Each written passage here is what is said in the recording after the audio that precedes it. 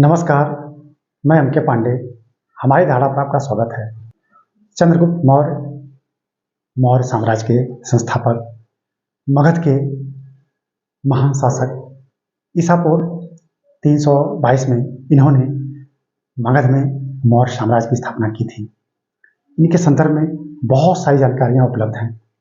इस वीडियो में हम एक प्रश्न का विश्लेषण करेंगे कि क्या चंद्रगुप्त मौर्य चाणक्य के बिना भी घनानंद को पराजित करके अपना वह विशाल साम्राज्य स्थापित कर सकने में सक्षम थे।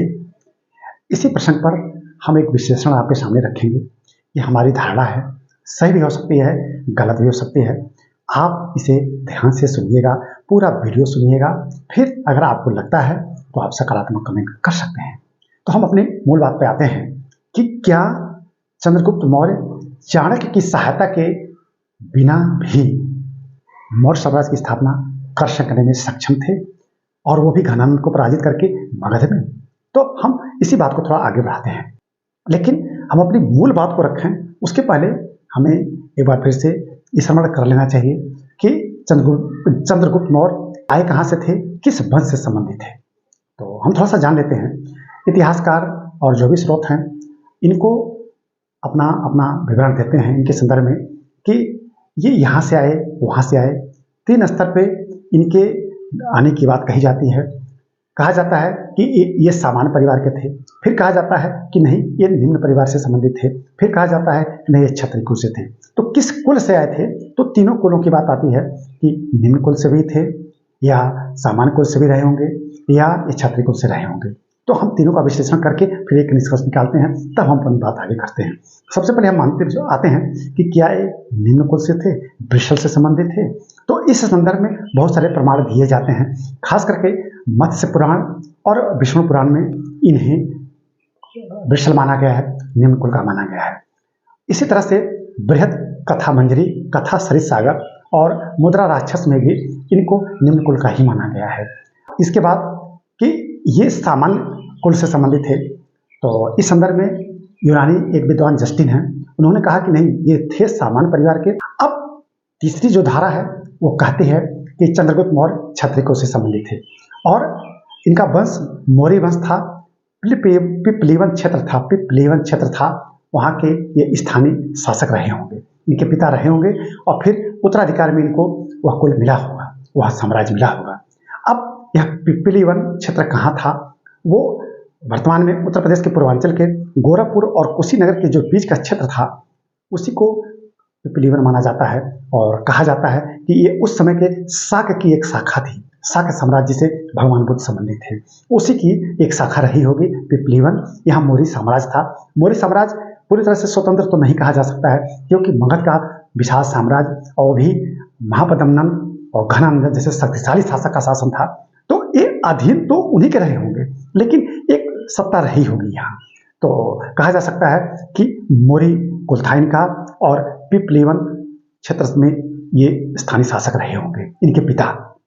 अब कहानी कैसे आती है, कैसे किस तरह से इस संदर्भ में जो विवरण प्राप्त होते हैं, उन विवरणों से यह पता चलता है कि इनके पिता या तो नंद साम्राज्य के सेना के पदाधिकारी रहे होंगे, या कभी इनकी सेना और मगध की सेना में टक्कर हुई होगी और सीमाई क्षेत्रों में ये मारे गए होंगे। क्योंकि कहा जाता है कि जब चंद्रगुप्त मौर्य अपनी माँ के गर्भ में थे तभी इनके पिता की एक आक्रमण में मृत्यु हो गई थी।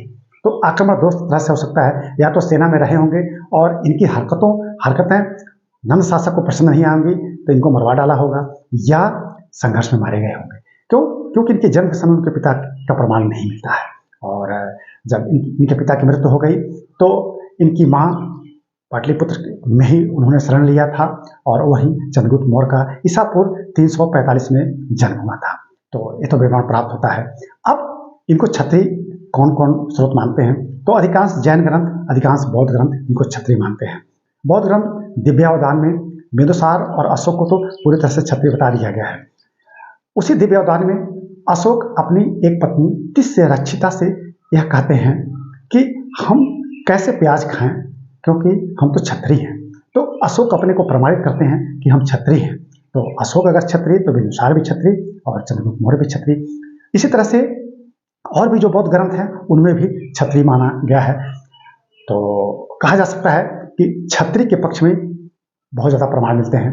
विदेशी विद्वान मार्शल भी इनको क्षत्रिय ही मानते हैं और भारत के प्रसिद्ध इतिहासकार डॉक्टर हेमचंद्र राय चौधरी भी इनको क्षत्रिय ही मानते हैं। और इसी तरह से एलियन एक विदेशी विद्वान है, वो भी इनको क्षत्रिय ही मानते हैं। अब हमने जो पढ़ा, हम जो निष्कर्ष निकालते हैं, मुझे भी लगता है कि चंद्रगुप्त मौर्य मूलतः क्षत्रिय थे और वो सही भी लगता है कि वो पिपलीवन क्षेत्र के उनके पिता शासक रहे होंगे और उसी पिपलीवन क्षेत्र में मोर प्रभावित या मोर से वो पूरा क्षेत्र आच्छादित मोर रहे होंगे, इसलिए इनका कुल जो है मोरी कुल कहलाया और ये मोरी कुल से संबंधित रहे होंगे और वह कुल शाक से संबंधित रहा होगा। इस तरह से ये एक छोटे से राजवंश से संबंधित थे और हमें लगता है कि ये क्षत्रिय रहे होंगे। अब जब ये बड़े हुए और इनका जन्म हुआ तो सबसे पहले एक ग्वालियर ने इनका पालन पोषण किया, बाद में एक शिकारी ने पालन पोषण किया। जब बड़े हुए तो ये मगध की सेना में ही भर्ती हुए। सेना में बहुत दिन तो इन्होंने काम किया, लेकिन उस समय के मगध शासक के अत्याचारों से ये क्षुब्ध रहते थे।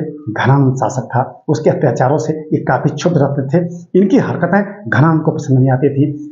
एक समय ऐसा आया होगा कि घनानंद इनकी हरकतों से इनको कैद में डलवा दिया होगा और इनको मृत्युदंड तक की सजा दे दी गई। वो किसी तरह से पाटलिपुत्र से भागे और भागे तो ये पहुंचे तक्षशिला। तक्षशिला में इनकी मुलाकात चाणक्य या कौटिल्य से हुई। तो ये जब भागे तो इन्होंने भी प्रण किया कि एक समय ऐसा आएगा कि मैं मगध साम्राज्य को उखाड़ फेंकूंगा। होनहार तो थे ही और वह वीरता और वह इनके अंदर जो साहस वो बचपन से ही मिला हुआ था। अब कहानियां बहुत आती हैं, हम जो पढ़ रहे हैं अपना निचोड़ निकाल रहे हैं। तो इन्होंने भी प्रतिज्ञा की थी उस साम्राज्य को उखाड़ फेंकने की। उधर चाणक्य का अपमान हो चुका था, चाणक्य ने भी ऐसी ही प्रतिज्ञा की थी। इसके पहले वाले वीडियो में हमने चाणक्य की प्रतिज्ञा और चाणक्य से संबंधित एक छोटी सी वार्ता आपके समक्ष हमने प्रस्तुत की थी पिछले, इसके पहले वाले वीडियो में आप उसे पुनः देख सकते हैं। तो दो की प्रतिज्ञा आपस में मिल गई तक्षशिला में, उसने भी प्रतिज्ञा वही की थी उखाड़ फेंकने की और इधर चंद्रगुप्त मौर्य ने भी प्रतिज्ञा की थी। दोनों प्रतिज्ञाएं आपस में मिल गई। फिर दोनों मिलकर विंध्य के जंगलों में आए।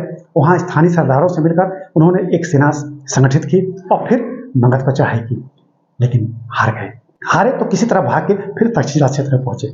उस समय सिकंदर के आक्रमण का दौर चल रहा था। चंद्रगुप्त मौर्य सिकंदर से भी भिड़े, लेकिन सिकंदर इनको समझ गया और सिकंदर कहा जाता है कि सिकंदर ने भी इनको गिरफ्तार करने की कोशिश की थी और इनको मृत्युदंड देने की उसने कोशिश की थी। तो सिकंदर के चंगुल से किसी तरह ये भागे तो बहुत दिन तक छिपते रहे, लेकिन 2-3 साल के बाद जब सिकंदर की वापसी होने लगी तब इनको पुनः एक मौका मिला। और उस समय जब सिकंदर वापस हो रहा था तो तक्षशिला क्षेत्र में, पंजाब के क्षेत्र में अराजकता फैल गई। छोटे छोटे जो शासक थे वो अपने को स्वतंत्र करने लगे। उस समय मौका मिला, चाणक्य की सहायता से इन्होंने पंजाब को जीत लिया। अब पंजाब के शासक बन बैठे तो अच्छा खासा इनको पावर मिल गया, इनकी क्षमता बढ़ गई। अब चाणक्य की सहायता से इन्होंने उस समय के कश्मीर के शासक प्रवर्तक से संपर्क किया। प्रवर्तक का पुत्र मलयकेतु, वह भी बहुत शक्तिशाली शासक था, राजकुमार था। तो मलयकेतु और प्रवर्तक से इन लोगों ने संपर्क किया। फिर प्रवर्तक की सहायता से एक विशाल सेना और संगठित सेना इन्होंने तैयार किया और फिर घनानंद पर आक्रमण किया गया और इस बार चंद्रगुप्त मौर्य को सफलता प्राप्त हुई और घनानंद को मारकर ये मौर्य साम्राज्य की गद्दी पर बैठे। अब मूल प्रश्न कि क्या चाणक्य की सहायता के बिना ये मगध साम्राज्य पर कब्जा कर सकते थे? मैं जो पढ़ता हूँ, मैं जो निष्कर्ष निकालता हूँ, हो सकता है गलत हो, हम उन किंवदंतियों पर नहीं जाते हैं। एक तटस्थ निष्कर्ष पर जब पहुंचते हैं तो मुझे लगता है कि उस समय का 22 वर्ष का युवा, चाहे उसको अल्प समय में जितनी भी शिक्षा दीक्षा क्यों न दे दी गई हो, ठीक है, वो इतने बड़े शासक को ऐसे नहीं पराजित कर सकता था जब तक कि उसका एक बैकग्राउंड अच्छा न रहा हो। क्योंकि सेना तैयार करना, फिर व्यूह रचा जा सकता है, लेकिन उसके पीछे बड़ी शक्ति भी होनी चाहिए। चाणक्य बहुत बड़ी शक्ति थे, लेकिन स्वयं अपने आप में चंद्रगुप्त मौर्य भी एक बहुत बड़ी शक्ति थे और संगठन उनको मालूम रहा होगा। तो मुझे लगता है कि वो रहे होंगे क्षत्रियों से संबंधित और एक बैकग्राउंड उनका बढ़िया रहा होगा और फिर उनको तजुर्बा भी रहा होगा, उनकी सेना में काम भी किया था तो उसकी सेना से भी परिचित रहे होंगे। तो एक बैकग्राउंड था उनका, मुझे लगता है। और फिर चाणक्य की सहायता मिल गई, नीति मिल गई, चाणक्य की कुशलता मिल गई, चाणक्य का एक गुरु आशीर्वाद भी मिल गया, तो फिर वो सोने पे सुहागा, फिर वो विजयी हुए। अब मूल प्रश्न कि चाणक्य के बिना क्या ये कर सकते थे? मेरा मन कहता है कि अगर चाणक्य की सहायता नहीं मिली होती तो ये भटकते, पंजाब जाते, यहाँ जाते, वहाँ जाते, सिकंदर से भी मिलते, मिले भी थे, लेकिन इनकी जो चंचलता थी और इनकी जो अस्थिरता थी वो काम नहीं आती। और मुझे लगता है कि सब प्रयास के बावजूद भी ये घनानंद को पराजित करने में सक्षम नहीं हो पाते। तो मुझे लगता है वह साहस इनके अंदर था, सब कुछ था, लेकिन उस साहस को कार्य रूप देने का गुण में नहीं था, वह इनके अंदर वह दक्षता नहीं थी कि कैसे उसको कार्य रूप दिया जाए। तो एक मास्टरमाइंड की जरूरत थी, एक गुरु की जरूरत थी, जो इनके भाग में लिखा था। और वह गुरु और वह पूरा का पूरा एक तरफ से कहेंगे कि एक उनको सुझाव देने वाला व्यक्तित्व वो चाणक्य के रूप में मिल गया।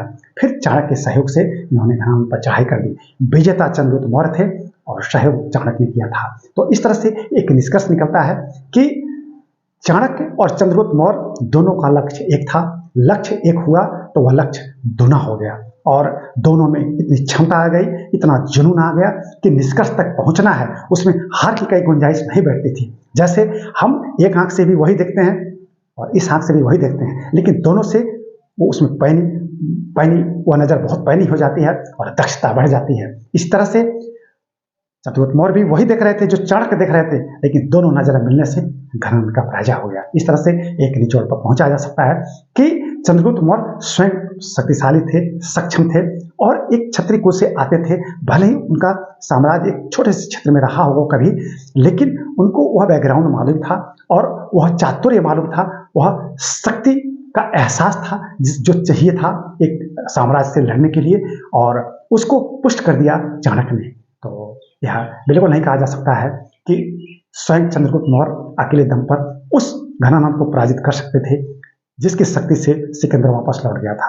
और इसके लिए चाणक्य जैसे गुरु की आवश्यकता थी, मिली, और ऐसे समय में इस तरह की सहायता मिलती ही है। तो हमने अपनी बात को बड़े संक्षेप में आपके सामने प्रस्तुत कर दिया। आपको लगेगा कि हम वही चीज़ बोले हैं, लेकिन हम आपसे पुनः कह रहे हैं कि हम वही रटी रटाई चीज़ नहीं बोल रहे हैं, निष्कर्ष वहीं पहुंचे हैं, लेकिन उसको अपने अनुसार हम बोले हैं। आप पूरा वीडियो सुनेंगे तो आप हमारी बात को समझ सकते हैं मैंने क्या कहा है इसमें। तो आपसे आग्रह है कि आप इस वीडियो को पूरा एक एक शब्द सुनिएगा, फिर अपना भी निष्कर्ष निकालिएगा और आप हमारे पास सकारात्मक कमेंट कर सकते हैं। इस वीडियो को आप जरूर लाइक और शेयर करें, इसे देखें, और हमारे चैनल को अगर आप अब तक नहीं सब्सक्राइब किए हैं तो जरूर सब्सक्राइब कर लें। धन्यवाद।